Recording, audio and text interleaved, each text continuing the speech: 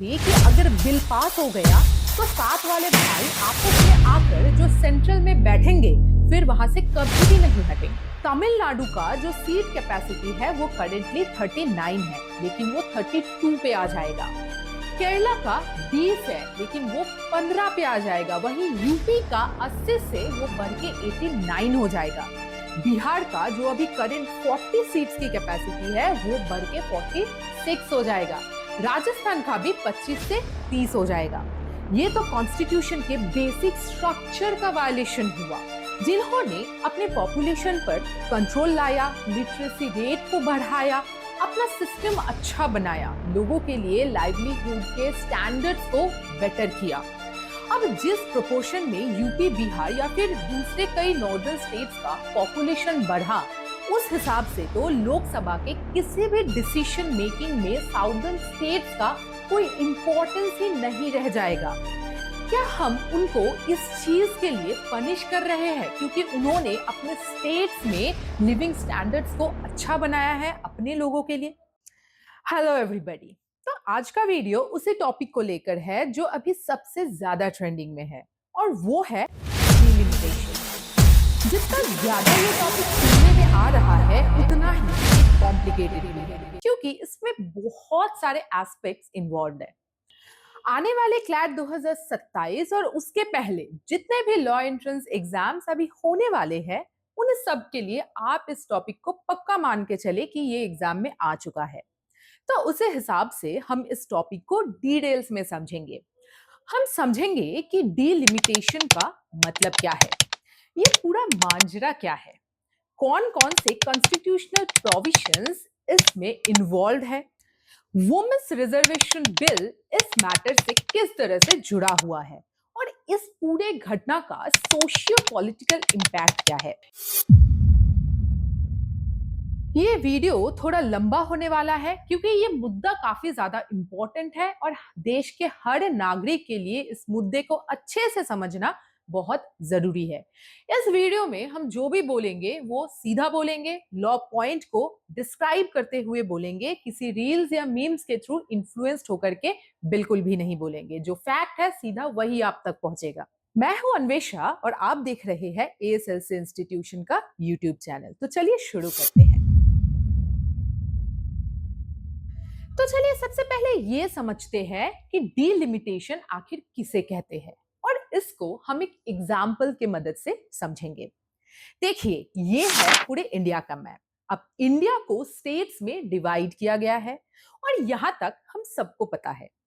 अब इलेक्शन के पर्पस के लिए इन स्टेट्स को कंस्टिट्यूएंसीज में डिवाइड किया जाता है, जो कुछ इस तरीके से होगा। और बेसिक रूल ये है कि हर कॉन्स्टिट्यूएंसी का जो पॉपुलेशन है वो लगभग सेम होना चाहिए। यानी अगर इस कॉन्स्टिट्यूएंसी में 100 लोग हैं तो इसमें 99 या इसमें 101 या किसी में 105 हो सकता है। लेकिन ओवरऑल हर कॉन्स्टिट्यूएंसी का एवरेज पॉपुलेशन ऑलमोस्ट सेम होना चाहिए। अब एक वर्ड हम कई बार सुनते हैं, वो है सेंसस। हमारे देश की आबादी कितनी है इस चीज को काउंट करने को सेंसस कहते हैं। हर सेंसस के बाद नॉर्मली पॉपुलेशन इंक्रीज हमें देखने को मिलता है, यानी जितना पिछले सेंसस में पॉपुलेशन गिनती में आया, नेक्स्ट सेंसस में इंडिया में पॉपुलेशन उससे ज्यादा ही मिलता है। अब पॉपुलेशन बढ़ने से पिछले सेंसस में जो पॉपुलेशन डेंसिटी था वो बदल जाता है। यानी लास्ट सेंसस के समय कंस्टिट्यूएंसी को जिस हिसाब से बनाया गया था, अगर उसमें देखा जाएगा तो पॉपुलेशन हर कंस्टिट्यूएंसी में मोटा मोटी हमको सेम ही मिलेगा। लेकिन जैसे ही पॉपुलेशन बढ़ जाता है वही कॉम्पोजिशन बदल जाता है।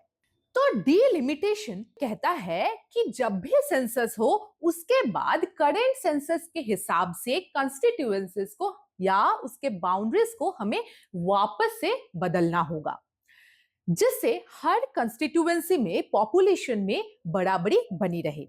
अब ये चीज चाहे इलेक्शन यहाँ पे लोकसभा का हो रहा हो या फिर स्टेट लेजिस्लेटिव असेंबलीज का हो रहा हो, दोनों के लिए ही बहुत ज्यादा इंपॉर्टेंट होता है।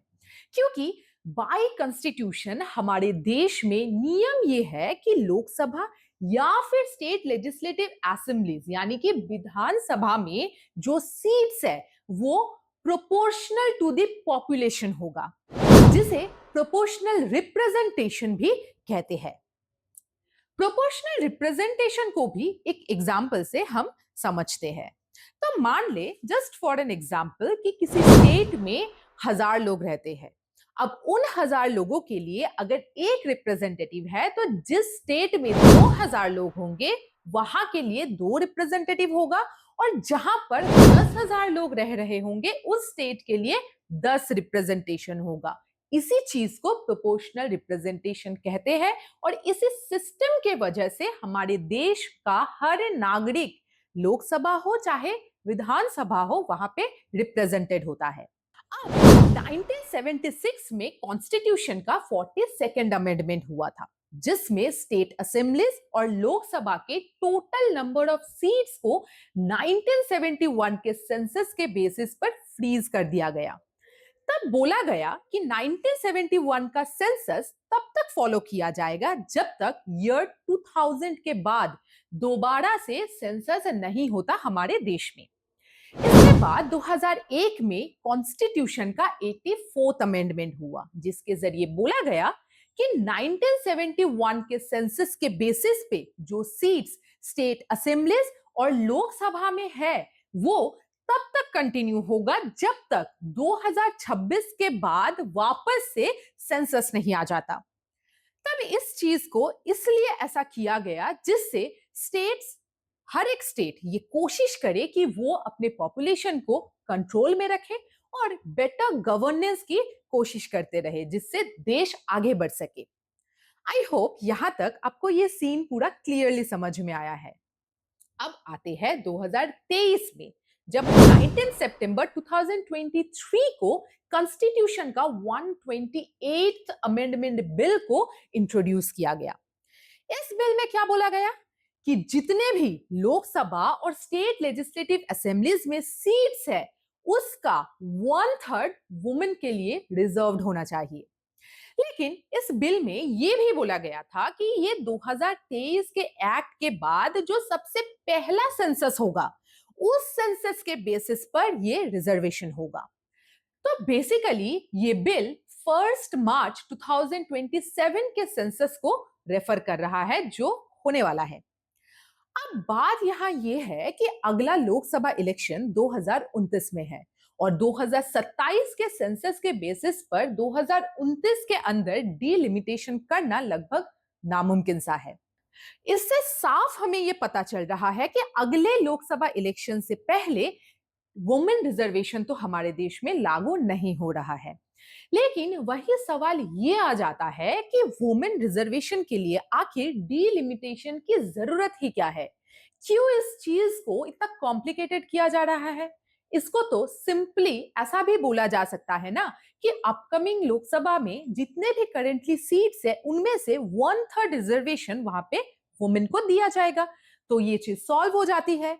तो ये एक मेजर इशू है इस पूरे मुद्दे में, क्योंकि इस पॉइंट पे साफ पता चल रहा है कि सरकार का वुमेन रिजर्वेशन करने का अभी तक तो कोई इच्छा या कोई इंटेंशन है ही नहीं। और ऐसा मैं क्यों कह रही हूं ये बस आपको थोड़े ही देर में पता चलेगा। अब बात ये है कि तो फिर भला ये नारी शक्ति अभियान चलाने का मतलब ही क्या है? ये मैं नहीं, आप खुद सोचिए। अब वीडियो में थोड़ा आगे बढ़ते हैं। 16 अप्रैल 2026 इस दिन लोकसभा में 3 बिल्स को इंट्रोड्यूस किया गया। नंबर 1, कॉन्स्टिट्यूशन का 131st अमेंडमेंट बिल। दूसरा, union territories law amendment bill 2026 और तीसरा डीलिमिटेशन बिल 2026। इन तीनों ही बिल्स का गोल सेम है कि लोकसभा के साइज को इंक्रीज करना है और 2011 के सेंसस के बेसिस पे अब डीलिमिटेशन करना है और उस डीलिमिटेशन के बेसिस पर वुमेन को रिजर्वेशन देना है। तो चलिए इन बिल्स के मेन एस्पेक्ट्स को अब हम समझते हैं। सबसे पहला, तो करेंटली जो कॉन्स्टिट्यूशनल अमेंडमेंट बिल लोकसभा में इंट्रोड्यूस किया गया उसका मेजर गोल ये था कि ये जो हमारे कॉन्स्टिट्यूशन में पूरा सिस्टम है कि प्रोपोर्शनेट रिप्रेजेंटेशन होगा, इस चीज को कंप्लीटली बदलने की कोशिश की गई। इसका मतलब क्या है? इसका मतलब ये हुआ कि हर स्टेट के लोकसभा कंस्टिट्यूएंसी का जो पॉपुलेशन होगा वो सेम होगा, जो अभी अलग अलग है क्योंकि हर स्टेट का पॉपुलेशन डेंसिटी सेम नहीं है। तो यहां पे सवाल ये आ रहा है कि क्या ऐसा करना सही होगा? नंबर 2, करेंटली हमारा कॉन्स्टिट्यूशन कहता है कि हर सेंसस के बाद डिलिमिटेशन करना होगा, लेकिन करंट अमेंडमेंट बिल को अगर हम देखें तो ये पार्लियामेंट को ये पावर देता है कि कब डिलिमिटेशन करना है और उसके लिए कौन से सेंसस का यूज करना है, ये पार्लियामेंट खुद बाय लॉ डिसाइड कर सकती है। और इसके लिए क्या किया गया कि अलग से एक डिलिमिटेशन बिल 2026 को लोकसभा में इंट्रोड्यूस कर दिया गया और बोला गया कि अब तक का जो लेटेस्ट सेंसस पब्लिश्ड है उसके आधार पर डिलिमिटेशन कमीशन एस्टैब्लिश किया जाएगा। तो बेसिकली इससे क्या होगा कि 2011 का जो सेंसस था उसी को डिलिमिटेशन के लिए यूज किया जाएगा। लेकिन यहां भी एक सवाल है, इतना कुछ अगर कर ही रहे हैं तो भला उसको हम करंट सेंसस के बेसिस पे क्यों ना करें जैसा कॉन्स्टिट्यूशन कह रहा है? क्यों पार्लियामेंट को ये डिस्क्रिशन दी जा रही है कि वो खुद अपने आप चूज कर सकते हैं कि कौन से सेंसस का उनको यूज करना है for the purpose of delimitation? Number 3, हमारे कॉन्स्टिट्यूशन में ये स्पेसिफिकली बोला गया है कि लोकसभा में मैक्सिमम 550 मेंबर्स हो सकते हैं, जिसमें से 530 मेंबर्स स्टेट से आएंगे और 20 मेंबर्स को यूनियन टेरिटरीज में से जगह मिलेगी। पर इस कॉन्स्टिट्यूशनल अमेंडमेंट बिल ने यह प्रपोज किया है कि लोकसभा के सीट को बढ़ा करके 850 कर दिया जाए, जिसमें से 815 स्टेट से होंगे और बाकी के 35 मेंबर्स यूनियन टेरिटरीज से होंगे। अब इसके क्या क्या प्रॉब्लम्स या रिपरकशंस हो सकते हैं इसको हम आगे डिस्कस करेंगे, लेकिन उससे पहले इस बिल के फोर्थ एस्पेक्ट को डिस्कस करते हैं।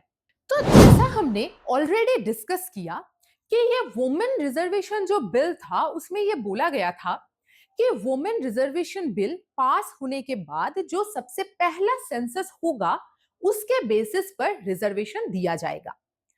उस हिसाब से ये जो भी करंट बिल है उसने तो इस पूरे वुमेन रिजर्वेशन को ही हटा दिया है, क्योंकि अगर डिलिमिटेशन अभी 2011 के सेंसस के बेसिस पे हुआ तो फिर वुमेन रिजर्वेशन का तो कोई सवाल ही नहीं आता, क्योंकि पूरे प्लानिंग के मुताबिक अगला कौन से सेंसस के बेसिस पर गवर्नमेंट डिलिमिटेशन करेगी वो पार्लियामेंट पर है।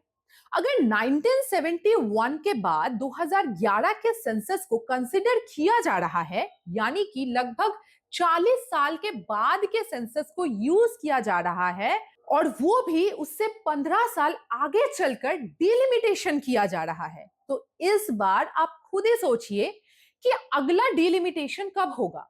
एटलीस्ट वो 50-60 साल बाद होगा, तो वुमेन रिजर्वेशन तो तब तक के लिए पोस्टपोन कर दिया गया। तो फिर अब इस पॉइंट पे सोचने वाली बात यह है कि क्या इस तरीके से हमारे देश में वुमेन एम्पावरमेंट होगा? क्या हर बारी बस बातें होती रहेंगी? इस वक्त ये चीज आम जनता को सोचने की जरूरत है, क्योंकि सरकार का इंटेंशन तो बखूबी पता चल रहा है कि वो वुमेन रिजर्वेशन तो एक्चुअल में चाहती ही नहीं है।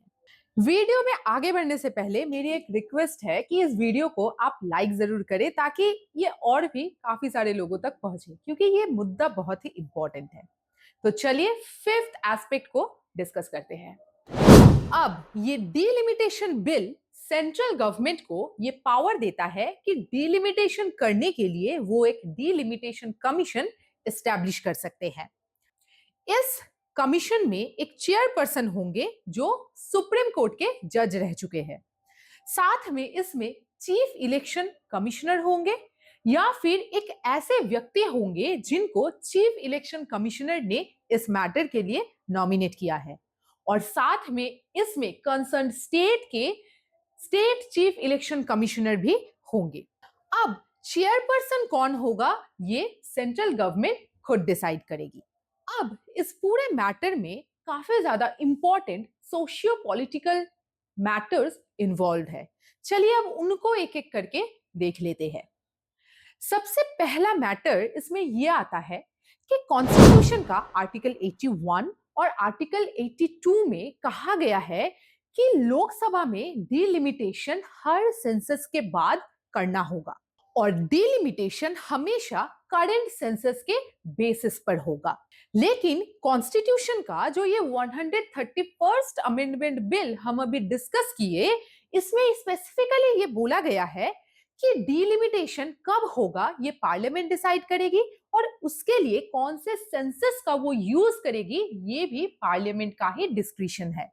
साथ में कोई भी डिलिमिटेशन बिल लोकसभा में सिंपल मेजॉरिटी से पास भी हो सकता है। इस हिसाब से तो ये बिल अनकॉन्स्टिट्यूशनल है। ऊपर से किसी भी बिल के ऊपर राज्यसभा का जो कंट्रोल होता है उसको भी इस बिल के जरिए नजरअंदाज कर दिया गया है। नेक्स्ट, इस बिल की जो दूसरी दिक्कत है वो ये है कि इस बिल में डिलिमिटेशन को 2011 के सेंसस के हिसाब से करने की बात की जा रही है। अब इसके वजह से स्टेट्स का लोकसभा में जो सीट्स का शेयरिंग है वो काफी हद तक बदल जाएगा।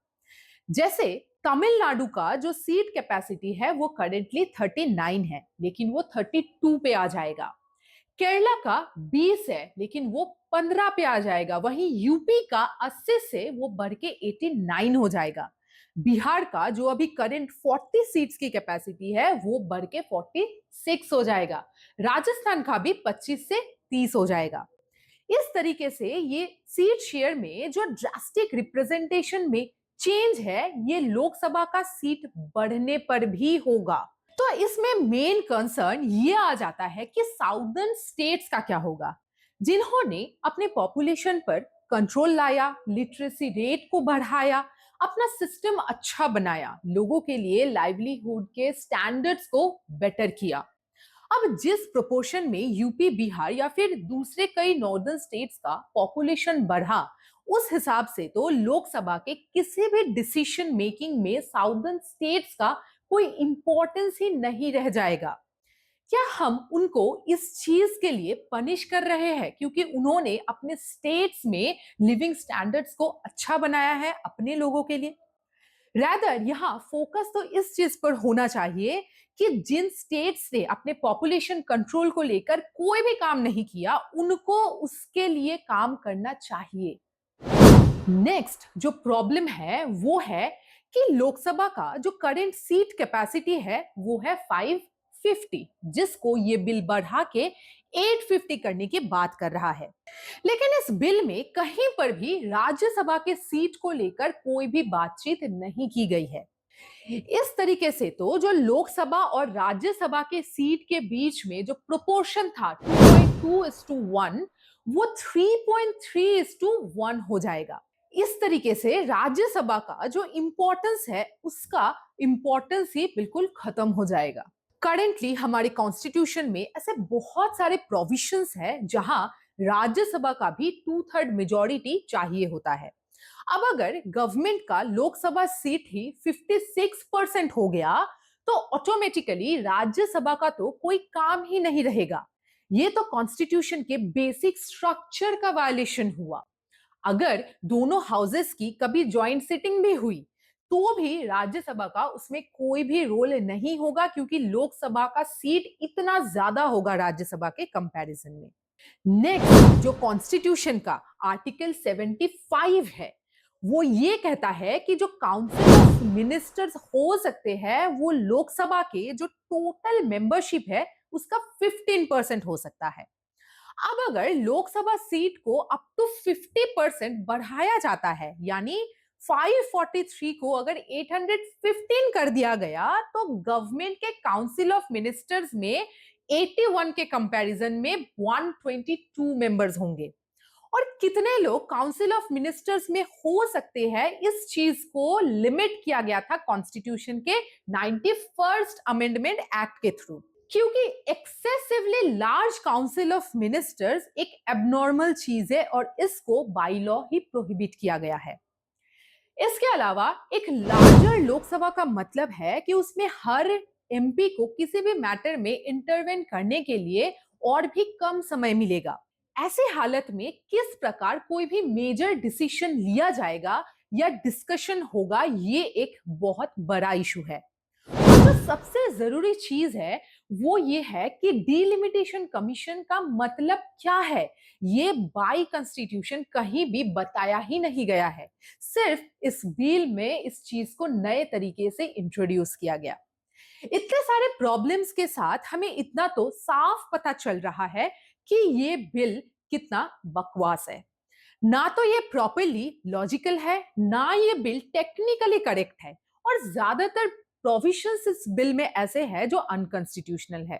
अगर थोड़ा सा सोचा जाए तो ये बिल करंट गवर्नमेंट की एक साजिश थी कि अगर बिल पास हो गया तो साथ वाले भाई आपस में आकर जो सेंट्रल में बैठेंगे, फिर वहां से कभी भी नहीं हटेंगे। ये वीडियो अगर अच्छे से आपको समझ में आई है तो इस वीडियो को लाइक करना बिल्कुल मत भूलना, और हमारे साथ जुड़े रहने के लिए हमारे चैनल को सब्सक्राइब जरूर करना, और इस वीडियो को ज्यादा से ज्यादा शेयर करके इस देश का एक सफल नागरिक जरूर बनना। Thanks for watching.